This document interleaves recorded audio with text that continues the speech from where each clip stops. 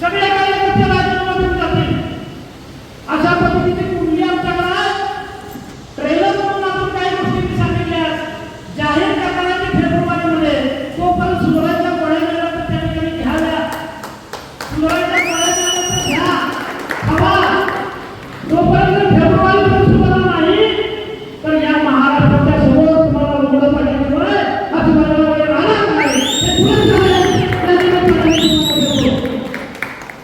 कोणत्या घरात बसून कंपल्ट झोनमध्ये कोणत्या कंपल्ट झोनमध्ये बसून स्वतःला सुरक्षित समजून असेल नाही ना तुला सुद्धा बाहेर ठेवायचं आहे.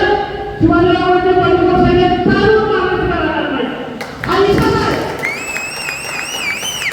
पांडे साहेबांनी सांगितलं जेल काढलेला माणूस आहे मी.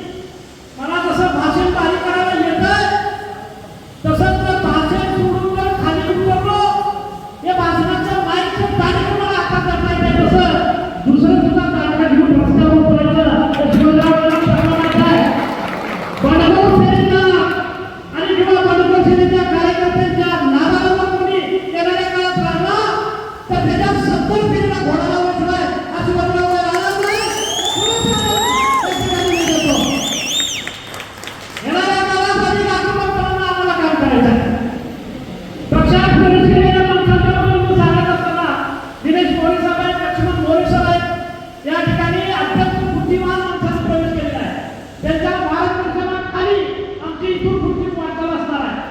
पण जर कोण दिवसण्याचा प्रयत्न करत असेल आमचेच कार्यकर्ते फोडण्याचा प्रयत्न करत असेल तर त्याला त्याच भाषेत उत्तर दिलं पाहिजे त्याची झलक आम्ही या ठिकाणी दाखवलेली आहे.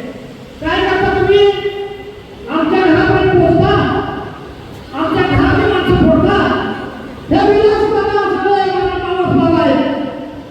त्या माणसं घेऊन तुम्ही त्यांना